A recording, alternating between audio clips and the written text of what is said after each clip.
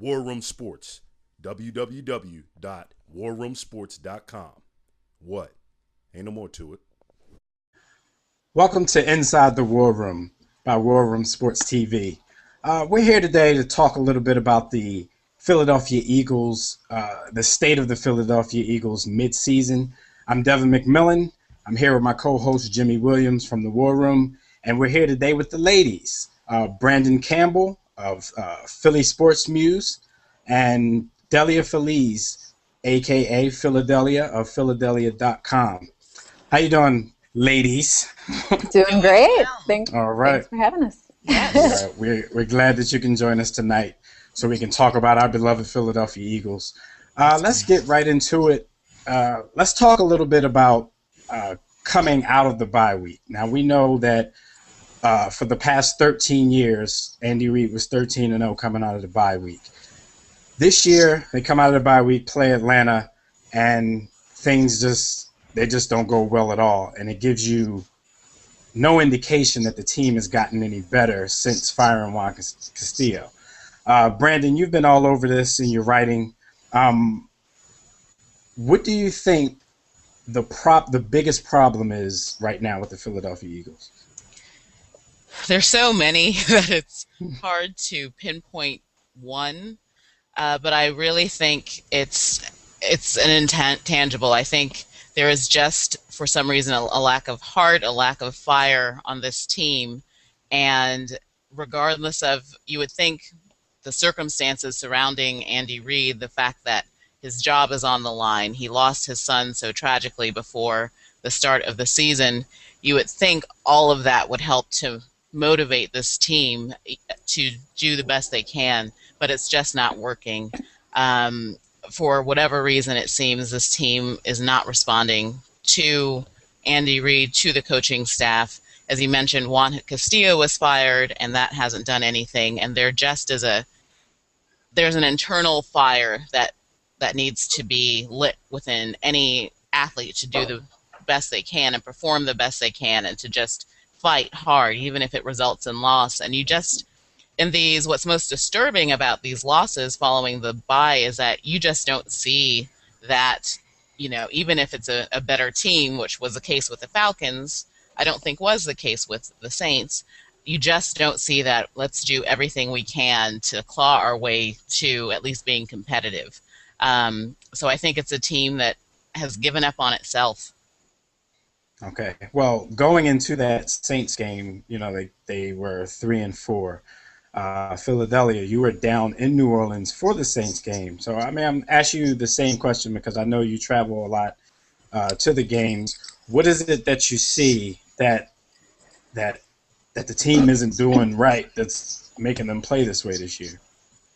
Like Brandyn said, there's a lot of things coming into play here, and it did start after the bye week. That's when us fans, just kind of started freaking out because there's a couple of things we can count on as Eagles fans. That's the Eagles winning after the bye week with Andy Reid and tearing it up in the division in the NFC East. And so far, we lost after the bye week. That was a shock. And not only did we lose, we got killed. Like, it wasn't even close. And yes, there's other factors playing in. Falcons were also coming off their bye and are undefeated. So we had never had to face a team like that post-bye week. But that kind of got us all kind of up in a roar. So that set things off. Then coming into New Orleans, where I was there, we were still very motivated. There were so many Eagles fans in New Orleans. Like, I think it's probably one of the most traveled games, probably, because it was just a great turnout, more than any other game that I've been to. And most of my games are away because I'm out here on the West Coast. And they took over Bourbon Street. I was there pre-gaming, and we were just so confident.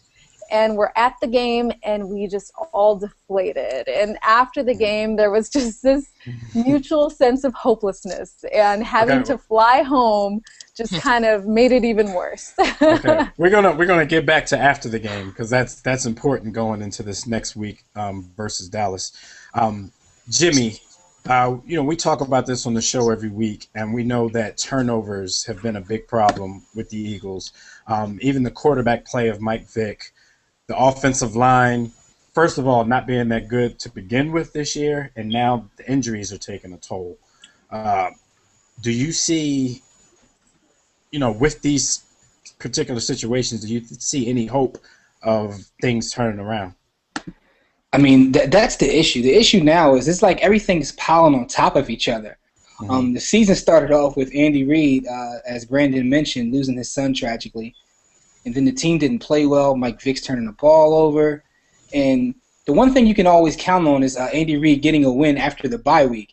That's like, it's just, you can count on that. When that doesn't happen, and then the injuries, and then the offensive line is like they're playing with a makeshift offensive line. As a matter of fact, before Andy Reid, before he even lost his son, Jason Peters was out for the season. It's like this whole thing is just going downhill. In terms of what they can do with the rest of their season to salvage it, I guess one good thing is no one's really running away with anything in the NFL. It's a lot of parity right now. So, believe it or not, they still have a shot. But I don't know. Not with that offensive line playing the way they are and with the injuries they have. I just can't see them turning it around. And, I haven't been the biggest Mike Vick fan. I mean, this goes back to Atlanta. But at the end of the day, I don't know if you can put a rookie in with that offensive line. You may ruin his career. You know what I'm saying? Might be a David Carr situation. Throughout the past week or so, there's been a lot of stories, coming out about the team in general. And like I said earlier, Brandyn has been all over it. There was a players-only meeting called. The ins and outs of that meeting, Brandyn, do you think that because they came out after the meeting and they really didn't perform, so do you think it did anything for morale on the team at least? Did it stop the finger pointing that was going on? It certainly doesn't appear that it did anything, which is really sad and disheartening. And you really, at this point, we're all just asking what else can be done. Do you have another players-only meeting? That seems to be pointless. I do think it was needed, and I'm sure on some level it was beneficial for players to have hearts-to-hearts with one another, put it all on the line in front of one another, and say, we're accountable to each other, and we have to do better. But I just don't think it's. Clearly, with that loss to the Saints last week, it didn't do. It didn't do much. You certainly hope that it, like I was saying before, that it would ignite a fire, and that just doesn't seem like it happened. So right.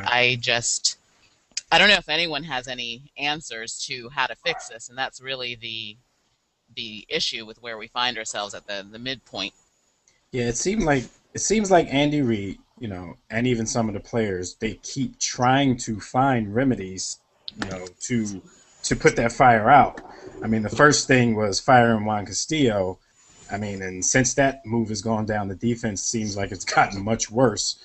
Yeah. So it's a difficult place that we find ourselves in. But going into the New Orleans game, as Dehlia was saying, fan morale was still up. Everybody still looked at it as if we still had hope.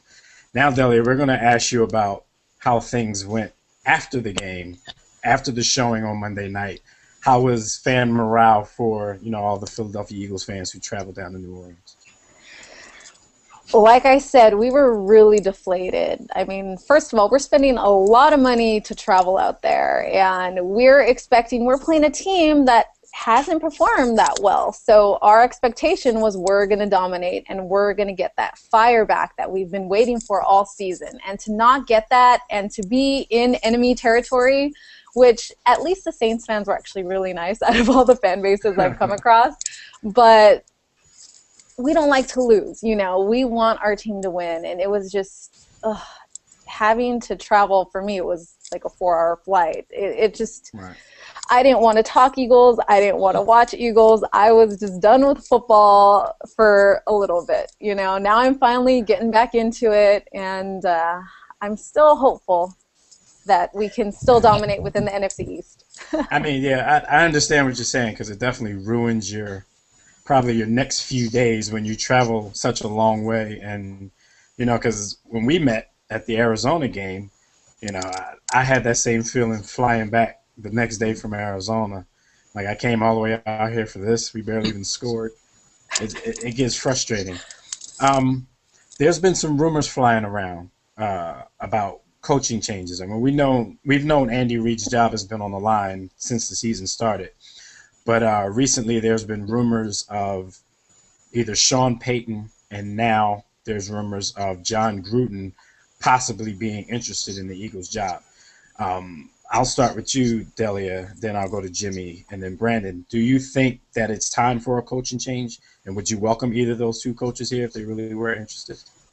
Yeah, well, that story with Sean Payton actually broke out when I was in New Orleans. So, of course, I hadn't even been looking into it, but I was talking with some Saints fans about it. And I would love Sean Payton, to be honest. I really like him as a coach. But the Saints fans were talking, there's no way he's going to leave Drew Brees. You have a quarterback with that at that level, there's no way he's going to leave. So that's a very good point. For Michael Vick, which, Mike, he's a great quarterback, but no Drew Brees, So I don't see that happening. Gruden, I would be fine with him as well. And this season, it feels like the season of unknowns, because with Andy Reid losing post-bye week, anything can happen. And it seems like he knows he's on the line. His job's on the line. So I could see us definitely having a new coach by the end of the season. Yeah, that is a really good point, because the way the league has been going recently, it's a quarterback-driven league. So why would you leave the comfy confines of Drew Brees City, to come – and you may not even be coming for Mike Vick. You may be coming for Nick Foles, and he's kind of an unknown right now. Jimmy, you think it's time to give this guy? I think it may be time, just because, like, if Andy Reid can't win after the bye week, it's like. But here's the thing: Sean Payton's value has actually went up this year with him sitting out, because the way that his team performed over there with the Saints, his value is increased. So I heard the Eagles is one possible destination. I hear a lot of the Cowboys talk about Sean Payton, and Jerry Jones will pay him.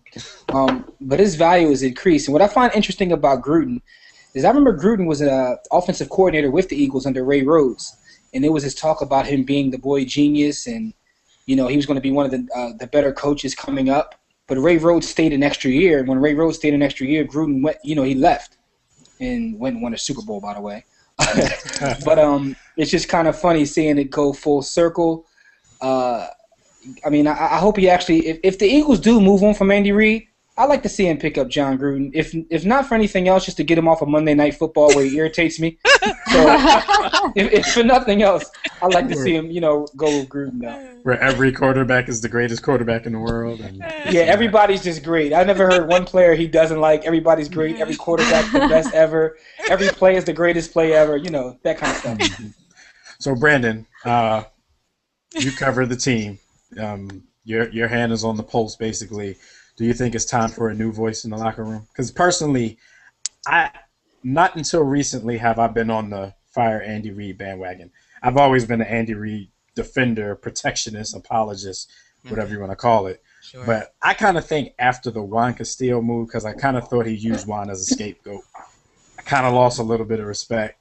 Do you think it's time for a new voice in the locker room? Absolutely. I think, and good for you for being an Andy Reid defender, down to the wire. Because I know, especially at the end of last year, it got harder and harder.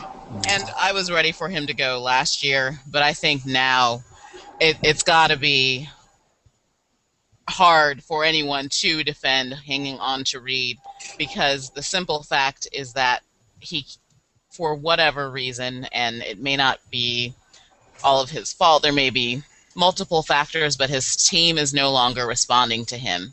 And the biggest job of a head coach is to motivate your team to correct problems.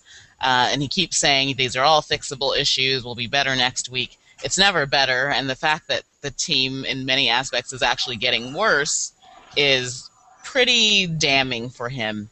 So I think if you have, at the end of the season, if Andy Reid remains, I think you're going to have a riot, and I'm in South Philadelphia, and I would prefer not having a riot in Philly. So, Yeah, it'll probably yeah, get a little I dangerous think down there.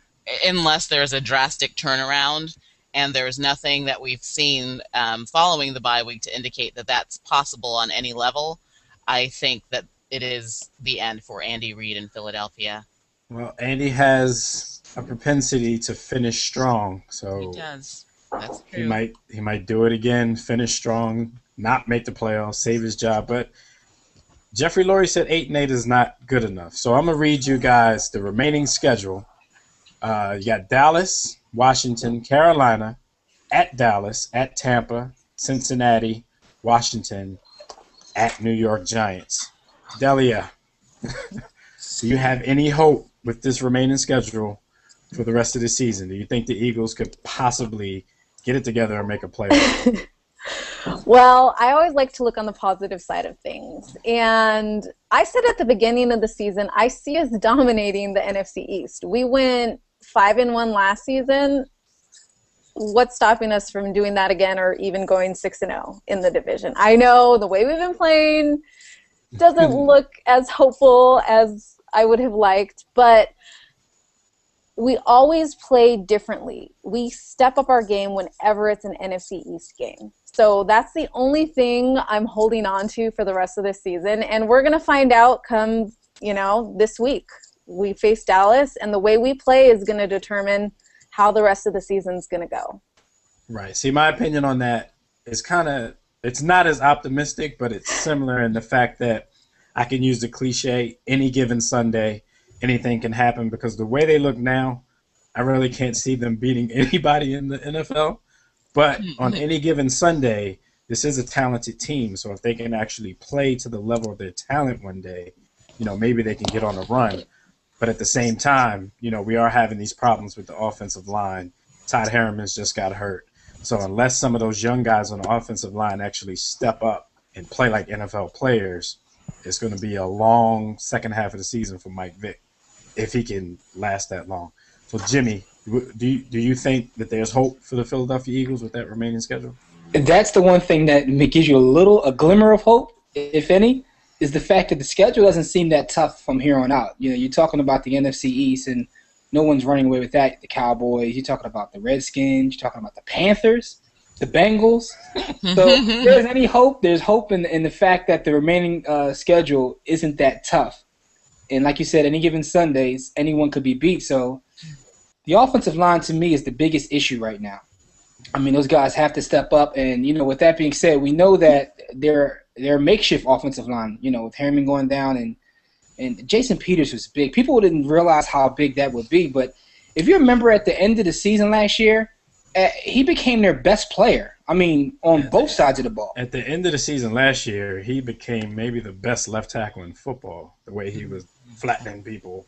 Yeah, he kind of started the season off slow, but by the end of the season, he was the best player on the team. So, and they're definitely missing him.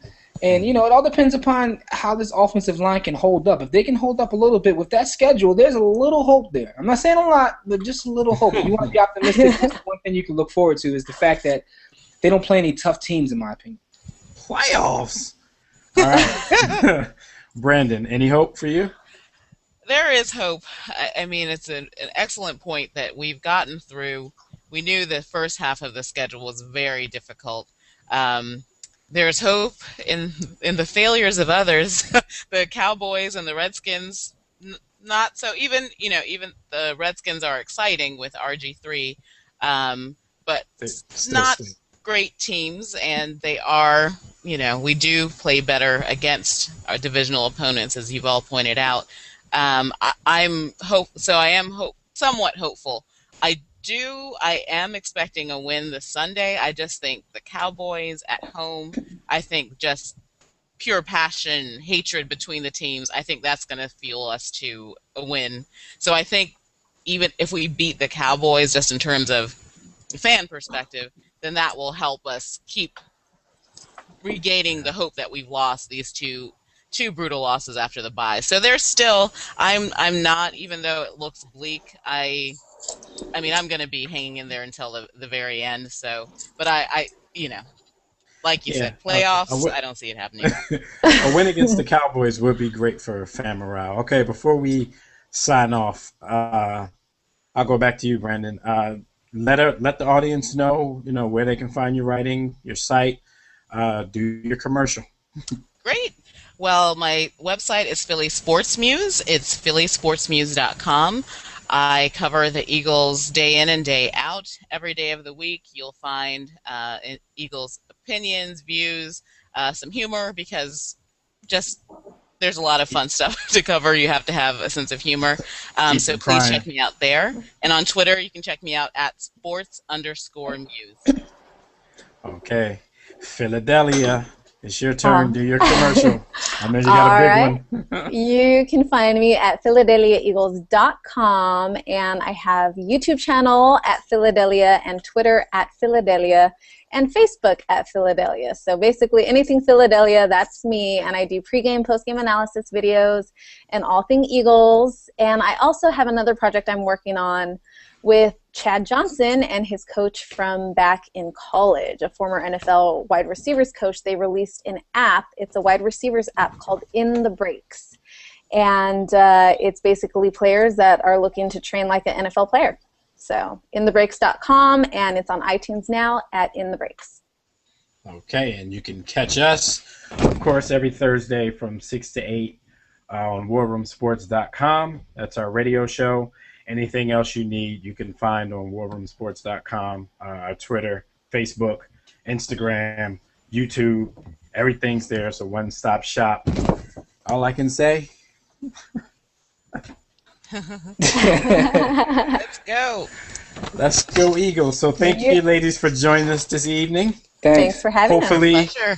Hopefully the next time we have you inside the War Room, it'll be more on a positive note. Hopefully they made that run that we were talking about. And, Let's hope. Maybe we can Fingers make some crossed. good things happen. So that's it from us tonight. So all we got to say is don't accept mediocrity and continue to fight against ignorance. Peace. Peace. Kuwait is the war room with 5 nights at the round table. 5 Philly guys diversified and educated.